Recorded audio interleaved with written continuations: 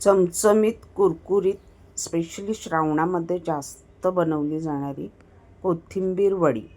त्याच्यासाठी एक जुडी कोथिंबीर स्वच्छ 2-3 पाण्यातनं धुवून बारीक चिरून घ्यायची आहे.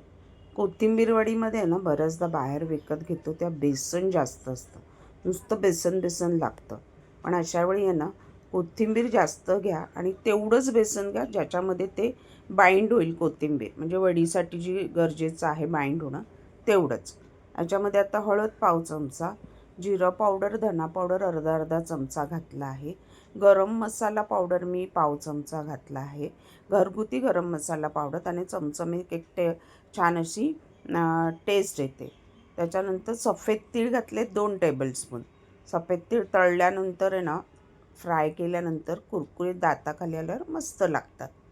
त्याच्यानंतर लाल तिखट घातलं आहे अगदी अर्धा चमचा आणि ह्याच्यात मी ठेचा घालणार आहे. हिरवी मिरची आणि ह्याचा आल्याचा मिक्सरला क्रश करून घेतलं थोडं मीठ घालून आणि त्याचा साधारण 2 चमचे मी ठेचा घालणार आहे. ओवा पाव चमचा, मीठ चवीनुसार हे सगळं घालून घ्यायचं आहे आणि छान कोथिंबीर एकजीव करायची आहे. मीठ घातल्यानंतर आहे ना तिला छानपैकी असं पाणी सुटतं. हा ठेचा मी मिक्सरमध्ये त्याला छान असं कोरडा भुरभुरवून घेतला आहे. त्याच्यामध्ये जिरं पण आहे. जिरं, हिरवी मिरची आणि आलं. तर अंदाजे तिखट कसं हवं त्याप्रमाणे. लाल तिखट पण अर्धा चमचा घातला आहे. त्यामुळे ठेचा मी साधारण 1.5 चमचा घातला आहे. तिखट मिरच्या आहेत त्या. पण कोथिंबीर वडी आहे ना तिखट अशी चमचमीतच छान लागते. सॉसबरोबर किंवा हिरव्या चटणीबरोबर वगैरे खायला. आता हे सगळं एकजीव करून घेऊया. आता ह्याच्यात आहे ना बेसन मी जसं लागेल तसं घालणार आहे. म्हणजे आधीच अगदी भरपूर घालणार नाही. मला साधारण ह्याच्यामध्ये ना अर्ध्या कपाला थोडं कमी बेसन लागलं. थोडं 1/4 कप पहिलं घातलं, एकजीव केलं, त्याच्यानंतर बघितलं की बाइंड होतं का. त्याच्यानंतर परत 1/4 घालून मी ते एकजीव केलं. एक जुडीला मला अर्धा कप बेसन लागलं. तर खूप बेसन नको आणि ती कोथिंबीर लागत नाही वडी, ती बेसन वडी लागते. आणि आता मिक्स करून आहे ना त्याच्यामध्ये थोडं थोडं पाणी घालून आपल्याला एकजीव करून घ्यायचं आहे. मी पहिलं 1/4 कप घातलं आहे. आता पाणी घालून बघते ती कोथिंबीर त्याच्यामध्ये बाइंड होते का, बेसनमध्ये मिक्स होते का. तर होत नाही आहे बघा. तर मग आता परत मी 1/4 कप त्याच्यामध्ये बेसन ॲड करणार आहे आणि सगळं छान एकजीव करून मी पहिला एकजीव करून मिक्स करून घेणार आहे.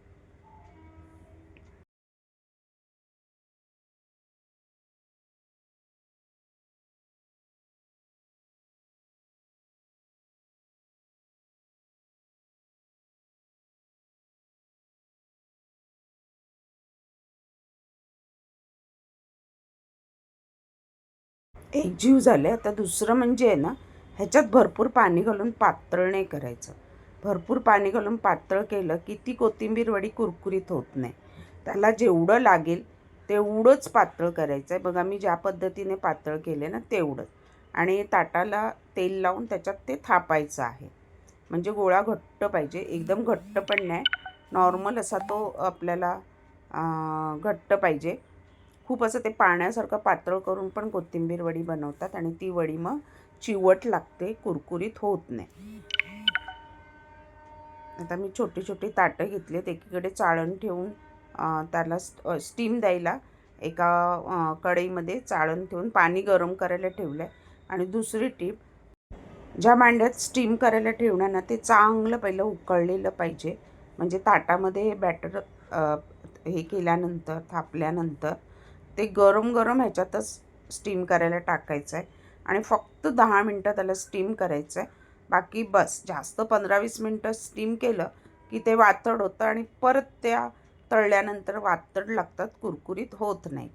म्हणजे कोथिंबीर वडी नुसतं ढवळलं, मिक्स केलं आणि थापलं आणि वाफेवर ठेवलं असं नसतं. तर त्याचं पण पद्धतशीर केलं ना की मग त्या परफेक्ट कुरकुरीत, चमचमीत आणि टेस्टी होतात. आता ह्याच्यावरनं थोडे तीळ पसरवा. मी पहिल्या ह्याच्यामध्ये विसरली होती, पण दुसऱ्या ह्याच्यात मी त्याच्यावर तीळ पसरवले ना वरती की ते दिसायला छान दिसतात. दाताखाली आल्यावर मस्त कुरकुरीत लागतात. आता स्टीम करूया. बघा मी दुसऱ्या ह्याच्यात तीळ पसरवले आहेत सफेद आणि झाकण ठेवून उकळते आपली उकळत्या ह्याच्यातच ठेवलं आहे. 10 मिनटंच ठेवल्या. 10 मिनटांनी आपली परफेक्ट कोथिंबीर वाफून आली आहे. त्याच्या वड्या पाडा गार झाल्यानंतर तुम्हाला हव्या त्या आकारात. मी चौकोनीच वड्या केल्यात. कोथिंबीरीच्या नॉर्मली चौकोनीच वड्या असतात. आमच्याकडे आई पूर्वी करायची ना, तो अळूवडीसारखा गोळा करायची घट्ट आणि मग त्याला स्टीम करायची. आणि नंतर मग त्या कापायची आणि त्या पण अप्रतिम लागायच्या. नंतर मग ही पद्धत आली. ह्याच्यात त्या चुका करायला लागले, पातळ एकदम पीठ करून म्हणजे भरपूर होतील किंवा असं सगळं, आणि मग त्या बरोबर होत नव्हत्या. पण जसा गोळा आपण करून स्टीम करत होतो ना पूर्वी, सेम त्या पद्धतीचंच बॅटर बनवा आणि ताटामध्ये स्टीम करा. आता कडकडीत तव्यामध्ये तेलामध्ये दोन्ही बाजूला आपण शॅलो फ्राय करून घेणार आहोत लालसर रंगावरती, की आपली कोथिंबीर वडी परफेक्ट नुसतीसुद्धा सॉसबरोबर किंवा जेवणाबरोबर दाल राईसबरोबर खाण्यासाठी अप्रतिम 12ही महिने ऑल टाईम फेवरेट अशी कोथिंबीर वडी.